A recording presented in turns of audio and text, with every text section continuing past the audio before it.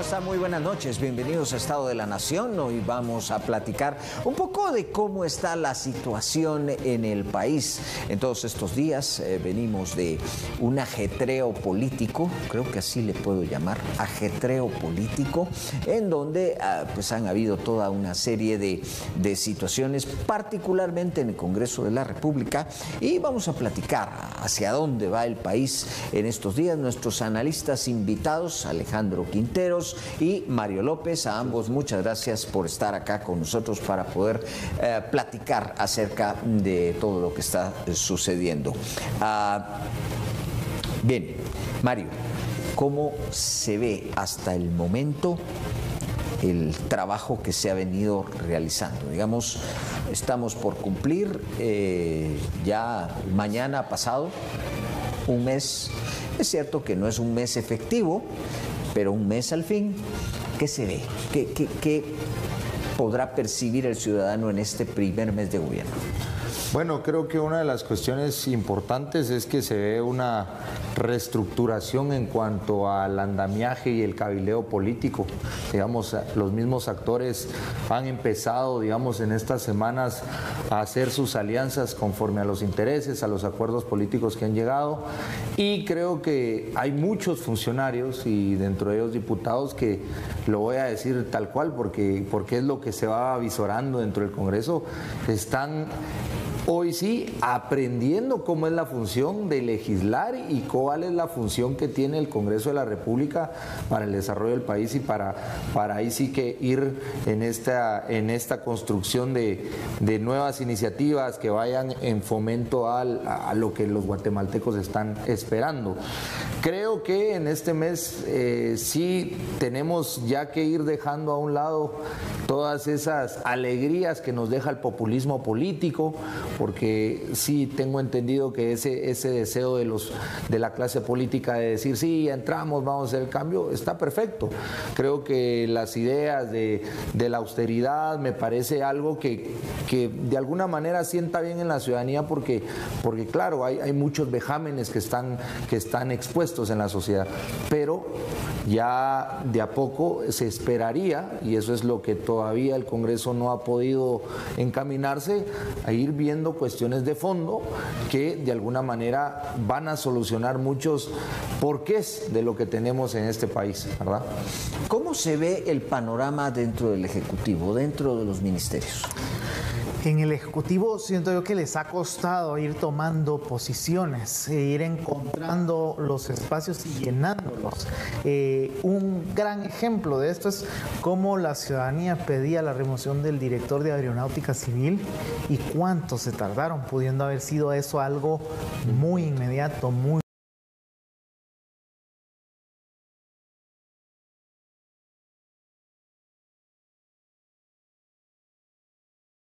rápido, habiendo tomado tomando en cuenta las quejas que habían sobre el aeropuerto. Porque realmente era algo que la ciudadanía en general estaba pidiendo y había un consenso general de que había que hacer un cambio ahí, ¿verdad? Y se tardaron, fueron semanas, ¿verdad? Pudiendo haber sido un tiempo mucho más corto. Entonces este es un ejemplo de cómo les ha ido costando encontrar los espacios, pero al parecer también encontrar la gente que llene esos espacios. Esto se venía oyendo desde que nombraron el gabinete de gobierno y cómo desde antes de la toma en posesión ya habían tenido una baja. Entonces ahorita todavía no se ve un norte dentro del Ejecutivo, todavía no se ve una línea en los ministerios, es muy poco lo que han mostrado de cara a la ciudadanía como para poder empezar a atinar. Yo creo que es más desde el legislativo, con ya algunas iniciativas de ley que han presentado los diputados de Semilla y algunos aliados, en donde se puede ver como para dónde va esa línea, que es muy estatista, muy de crear más burocracia, muy de meter ciertas agendas, especialmente agendas progresistas, mal llamadas progresistas o progres, que al final de cuentas lo que hacen es generar más burocracia, dividir a las personas, etcétera, etcétera. Pero que vienen desde el legislativo, y en algún momento el ejecutivo tendrá que pues desarrollar, tendrá que generar esas nuevas instancias, esos nuevos entes, entidades que de ahí emanen de lo que logren hacer los diputados de SEMI en el Congreso.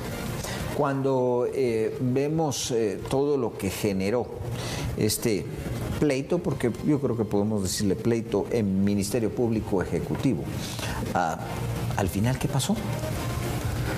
Al final... ¿Habrá paz? Creo que tendrá que haberla porque si se han dado cuenta que al final la ley que se fue creada para darles autonomía, digamos, a esta institución tan importante para el país, pues sí deja ciertas prerrogativas muy claras, y creo que al final también el presidente del Ejecutivo y sus aliados políticos se han dado cuenta que eso pues está muy difícil de cambiar por cualquier interpretación. Creo que a raíz de eso es que ya se propuso una iniciativa que de hecho fue a la Comisión de Gobernación en el Congreso para evaluar una nueva iniciativa de cambiar la ley que le da esa autonomía al Ministerio Público. Ahora, ¿qué es el dilema o lo que yo veo complejo en esta situación? Es que mientras están en esa pugna política aún, vamos dejando la agenda de país, que es lo que realmente le importa a los guatemaltecos. Y creo que también cuando vemos en cambiar una ley que hace 6 años aprox se creó para darle una mayor facultad a un ente tan importante del Estado, nos tenemos que dar cuenta que el problema de fondo no es la ley, sino son los mecanismos de postulación de los funcionarios para tener a las personas idóneas, más probas, y que eso recae no en el aparato político del Estado, sino en el aparato académico, en las figuras académicas del país. Entonces hay que también prestar un ojo a cómo llegan estos funcionarios, que a veces pueden ser no del agrado de algunos grupos sociales del país. ¿Qué creo? Como una cuestión personal, es que cambiar las leyes solo nos hacen tener una débil institucionalidad. La ley en el espíritu creo que ha sido creada para darle ese respeto, esa jerarquía y ese proceso burocrático a las instituciones. Y creo que ahora el precio político que le están dando a esa pugna está también, pues obviamente, mermando en toda la institucionalidad, que eso al final como guatemaltecos es importante para el desarrollo del buen vivir de todos, ¿no? Si tuviéramos que calificar a los ministerios, que va poco, ¿verdad? Y que obviamente va muy poco tiempo, pero si tuviéramos que calificar cómo va el tema de los ministerios, ¿qué podríamos decir en cuanto a las carteras? Yo le diría que en general es un 5 medio, porque no ha habido comunicación de lo que han hecho. Es muy poca la comunicación y muy superficial. Quizás ha destacado en temas de comunicación el Ministerio de Gobernación, en la cuenta de Twitter del ministro, que ha lanzado algunos mensajes contundentes, pero no pasa del 5, porque a la par de los mensajes contundentes viene el marimbón, ¿verdad? Entonces se lanza un mensaje duro, un mensaje fuerte en contra de la criminalidad, y luego el siguiente mensaje es un mensaje totalmente irrelevante, sin continuidad al anterior, y eso ha sido estas 4 semanas de ese ministerio, que es, como digo, el que más ha pues desarrollado esa parte. Pero en general los ministerios no han comunicado lo que han hecho, no han presentado cuál va a ser el norte que van a seguir, los planes internos que puedan tener, cómo van a lidiar con el presupuesto que tienen, si van a hacer las solicitudes de ampliación o de modificación. Entonces, en ese sentido, es difícil darle una buena calificación al Ejecutivo hasta el día de hoy. Cuando vemos, digamos, una cartera en particular, todos sabemos que las carreteras en Guatemala están en un lamentable estado. Quizá de mediados a finales del gobierno pasado, hubo un intento por ahí de medio reactivar el tema de las carreteras, pero realmente tenemos carreteras que dan una vergüenza. Cuando entra la ministra, se detienen los contratos para evaluarlos. ¿Era la mejor decisión? Es complejo porque desde la óptica, digamos, y la narrativa que el partido de gobierno ha manejado es, digamos, esa frase de erradicar lo que está mal. Ahora, creo que la gestión pública, que a diferencia de la privada, pues que ahí tal vez pueden haber estándares más claros, creo que ambas tienen una particularidad, y es que un proceso de gestión, sea aquí o sea en cualquier parte, tiene un proceso evolutivo, tiene establecimiento de mecanismos, de operatividad, de metas, y creo también que dadas las circunstancias en que un periodo de gobierno dura 4 años, marcar un rompimiento de la gestión, sea buena o mala, pero que operaba al final, desde una apreciación personal, no es lo mejor. ¿Por qué? Porque estamos parando una necesidad tan grande que tiene el país para su productividad y para su desarrollo.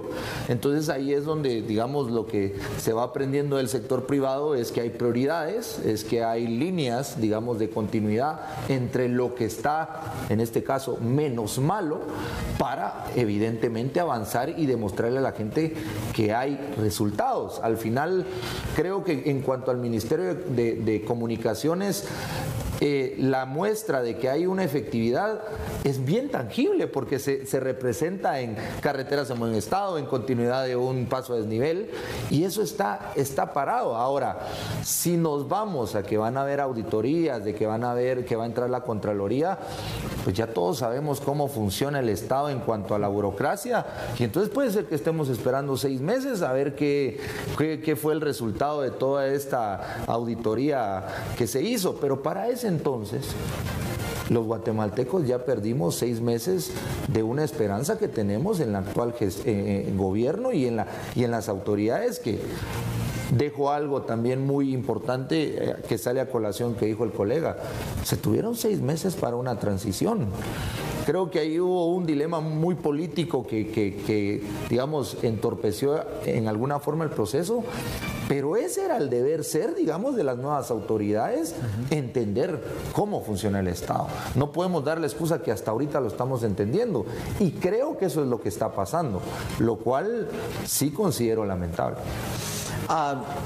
Bien, hay muchas cosas que se han venido diciendo. Hubo una reunión también en los primeros días de tomar el gobierno, donde se propone una meta importante, que es el famoso metro de la ciudad.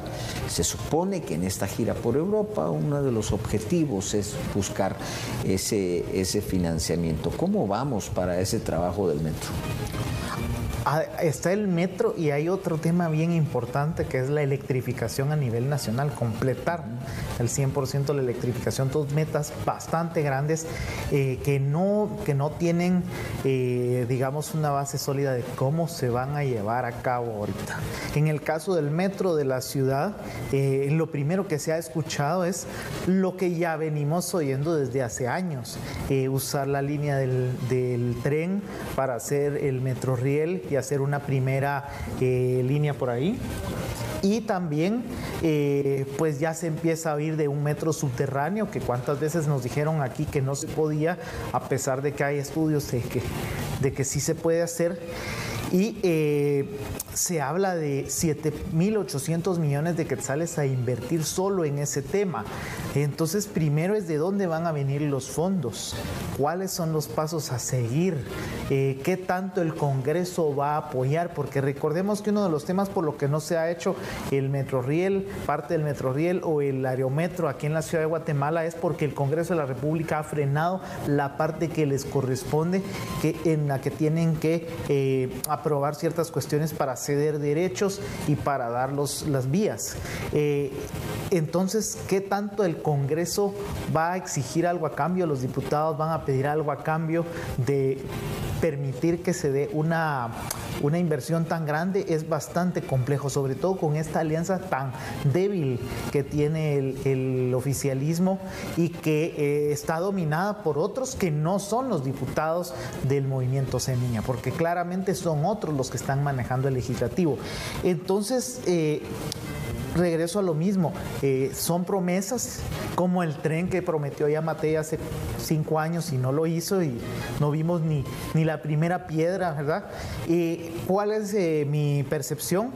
Que Arévalo de alguna u otra forma va a buscar, pues quizás queriendo emular los pasos de su papá, que dejó la ciudad de los deportes y cosas así, pues las dejó porque encontró un saldo de caja impresionante y no tenía un Congreso de la República que se le fuera encima y por eso pudo hacer la obra que quiso. No por otra cosa, no porque fuera bueno realmente, pero él queriendo emular esto va a tratar de dejar por lo menos puesta una primera piedra, hecho algún agujero por ahí, alguna excavación, difícilmente a cómo funcionan las cosas en Guatemala, para que haya por lo menos media línea de un metro funcionando, quizás el metro riel. Dentro de las cosas que pues ahora se instalan es la famosa CAME, la Comisión de Actualización y Modelización Electoral. Esto es un mandato legal. Claro.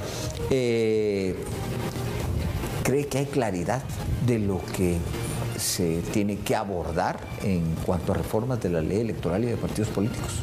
Bueno, yo creo que antes de hablar del CAME partamos de que esto le compete principalmente a una institución que ahorita pues está incompleta, no tiene, digamos, a los máximos representantes para poder operar como en el deber ser.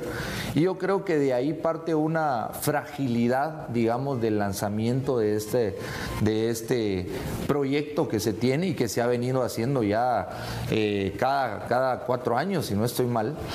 Y veo que a diferencia de otros años, hoy tenemos esa resaca, digamos, de lo que nos dejó esta coyuntura política, donde, para empezar, no tenemos a los magistrados que deberían estar tomando decisiones y darle ese rumbo al tema electoral del país, y tampoco tenemos a los suplentes ya electos como para decir aquí vamos al rescate y echemos a andar todo este aparato burocrático que tenemos porque al final el país lo demanda. Entonces creo que ahí empieza una fragilidad de este proyecto, y creo también que, digamos, va a partir mucho de la voluntad política que haya en el Congreso de la República por realmente sentarse a ver todas esas necesidades que hay en cuestión de materia electoral. Hay todavía algunas lagunas que, a pesar de que pasan, digamos, en años anteriores o han pasado, vemos el caso del partido Nosotros ahorita en la semana, que todavía hay unas lagunas que, a pesar de que ya han habido casos similares, la ambigüedad que deja la ley electoral de partidos políticos hace que tengamos este tipo de problemas, y no digamos en cuanto a cómo también tenemos una reforma electoral que se vaya adaptando, digamos, a los medios alternativos, las redes sociales en el tema de elección. El techo presupuestario sigue siendo una cuestión que está en la ambivalencia. Entonces creo que tiene que haber de manera clara una voluntad del Congreso de la República en decir, bueno, ahora tenemos lo del CAME y ahora vamos también nosotros a ir acuerpando una reforma a la ley electoral y de partidos políticos. De lo contrario, vamos a tener lo mismo que hemos venido teniendo en los años anteriores, ¿verdad? Una iniciativa, una propuesta, pero que carece de ese respaldo político y, por ende, de lo más importante para este tema, que son los partidos políticos. Siempre en el tema de la reforma a la ley electoral y de partidos políticos, cuando vemos esta situación, vemos todavía que seguimos pensando en qué momento podemos elegir diputados directamente. Que tenemos un problema de techos presupuestarios y de tamaño de campaña, el tema de las reglas de la campaña anticipada también, que sirve para descalificar candidatos, eso ya lo vimos plenamente, y realmente los partidos grandes están beneficiados. En 3 meses de campaña un partido pequeño no puede, con además un techo presupuestario, no puede darse a conocer.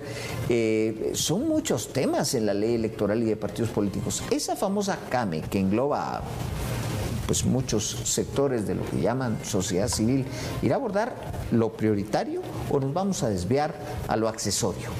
Bueno, la CAME es un ejercicio en el que pues dividen la ley en 6 ejes temáticos y entonces en una sesión se pretende tratar cada eje temático.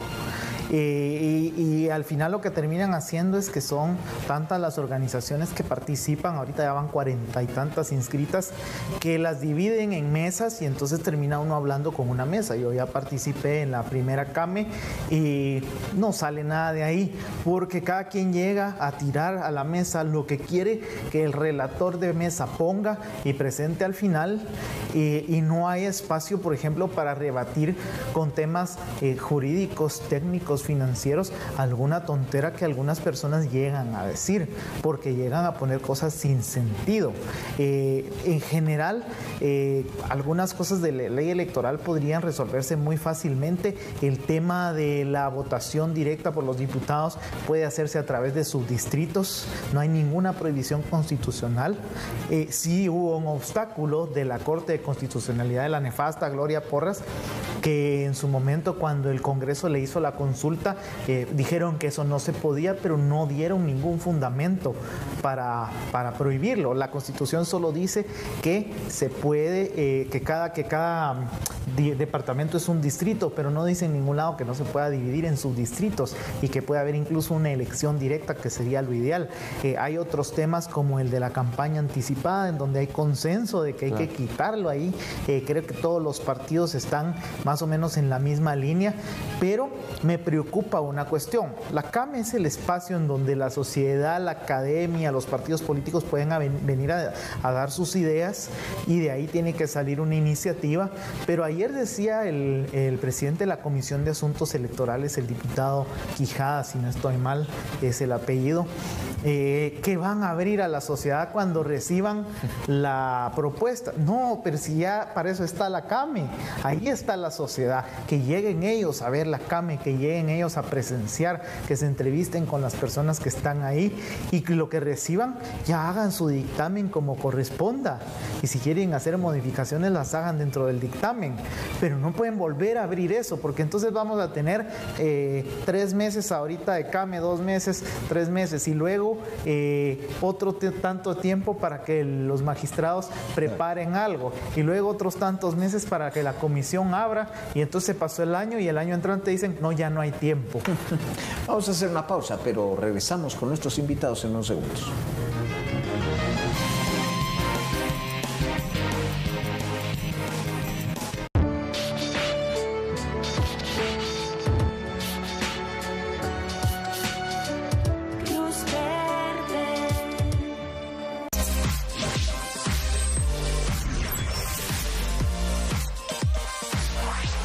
TV Azteca Guate, cerca de ti.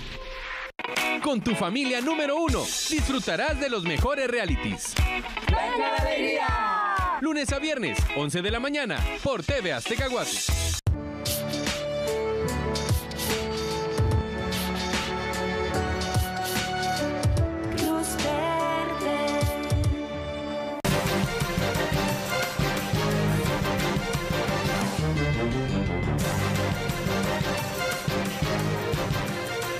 Bueno, volvamos ahora a platicar con nuestros entrevistados de esta noche, Mario López y Alejandro Quinteros. Vuelvo al Congreso de la República, porque parece que va a ser escenario de otras batallas a raíz de la resolución de la Corte de Constitucionalidad. Van a volver las batallas al Congreso de la República en los próximos días. ¿Cómo se avisora que va a estar el legislativo? Bueno, en el legislativo la gente de Semilla está haciendo micos y pericos por tratar de darle vuelta, no a una ni a dos, a varias leyes, tratando de volver a ser bancada, tratando de quitarse encima pues la resolución del juez Orellana, y han recibido sendos nos de la CC en varias cuestiones, y creo que la Corte de Constitucionalidad ha estado bastante atinada, porque incluso en algunas cosas pues más de alguna les ha dado la razón, es decir, no se ha parcializado, pareciera no estar parcializada completamente a un lado de la balanza. pero lo que se avisora es que sigan habiendo esas intentonas. ¿Qué sucede con el tema de las intentonas? Que desgastan esa alianza tan endeble que tiene el oficialismo y que podría estar utilizándose ya para hacer otras cosas, desgastan a la ciudadanía y no digamos la institucionalidad del Congreso, que ya está tan mal y que podía haberse tenido una percepción de que podía mejorar por ser nueva legislatura. Entonces, al final de cuentas, el mismo movimiento Semilla está obstaculizando que las cosas se den y que se den correctamente. El Congreso de la República, siempre. Bueno, lo primero que sacaron fue la famosa ley de competencia, ley de tarjetas de crédito, pero ¿es esto lo prioritario? Bueno, de alguna manera creo que no, para mucha gente posiblemente no sea lo prioritario, porque estas leyes de alguna manera pues ya están engavetadas y lo único que están haciendo es, bueno, darles un final feliz. Pero en cuestión a lo que ofreció el nuevo gobierno, no es lo prioritario ni creo que sea la resolución de los problemas de fondo que tiene la gente. Estamos hablando de problemas de fondo, qué se va a hacer con la inflación, que ayer lo discutían en jefes de bloque, qué se está haciendo con el desempleo, la violencia, por ejemplo, que se está incrementando, problema, digamos, que afecta a un porcentaje muy alto de la población, el tema de las clases pasivas del Estado, que una crítica que siempre personalmente le he hecho al Congreso, que las iniciativas a veces suelen ser muy bonitas y todo urge, pero siempre carecen de un análisis técnico, sobre todo en lo económico, y resulta que todo era la algarabía de presentar una iniciativa que iba a ayudar en una buena parte a una población que sí se está viendo afectada por el tema de la inflación en el país, pero resulta que, bueno, y los fondos, y creo que ahí vino el primer quizá resbalón para este gobierno, puesto que ni siquiera el Ministerio de Finanzas pudo resolver, creo que el primer tema importante que se discute en el Congreso. Creo además que todavía no existe la gobernabilidad dentro del Congreso, y prueba de ello fue que hace unas semanas tuvimos una sesión ordinaria en el Congreso donde habían 107 diputados, pero no había junta directiva. La única sesión ordinaria que va en la actual legislatura, y se dio lo de las tarjetas de crédito, pero ¿cómo es eso que se aprueba en tercera lectura pero se manda otra vez a revisión? ¿Cómo se entiende esto? Se entiende como no hay consensos, y a ese punto iba justamente que cuando tenemos un quórum de 107 diputados y resulta que se rompe y todos los mismos diputados nuevos, algunos extrañados de por qué, y es porque junta directiva por obligación necesita que existan 2 secretarios dentro del hemiciclo, y resulta que no estaban. Entonces no hay ni siquiera esos consensos dentro de junta directiva que permitan hacer operar y echar a andar la dinámica y la agenda del Congreso, y eso es lo que estamos viendo, el por qué ya tenemos iniciativas en tercera lectura y se regresan, se devuelven, se encapsulan, porque evidentemente no se han podido poner de acuerdo, y eso tiene que ver con la llamada alianza débil que se está formando en el Congreso, y tiene que ver también con una bancada oficial que no tiene voz ni voto, pero que de alguna manera quiere incidir y quiere organizar el Congreso. Tenemos segundos para una conclusión de qué es lo que se ve, de hasta dónde vamos. De momento se mira muy poco, no hay mucha buena visión de que podamos tener un mejor panorama en el corto o mediano plazo. Tendría que cambiar drásticamente algo desde el Ejecutivo para poder ver las cosas diferentes, y desde el Congreso también verse otro tipo de cuestiones como las técnicas que ya decía Mario, pero también un tema que está olvidado, y es el de la desregulación. Hay mucha ley obsoleta, mucha ley en desuso que solo está obstaculizando al país y que hay que sacarlas del ordenamiento jurídico, y eso está totalmente olvidado. Que ya vamos a 30 días de los 100 días que promete cualquier gobierno para accionar, y creo que todavía estamos en esas acciones populistas. Creo que la ciudadanía debe estar vigilante y siendo crítica en ver cómo en estos primeros 100 días se empiezan a tocar cosas de fondo, que no son cosas fáciles, pero que son realmente claves para ver el encauce que va a tener este gobierno y las ganas de demostrar que están trabajando por todas esas necesidades que tiene la población. población. Bien, muchas gracias a nuestros entrevistados hoy, a licenciado Mario López, al licenciado Alejandro Quinteros por habernos acompañado esta noche. A ustedes también, gracias por su compañía, tengan una excelente noche.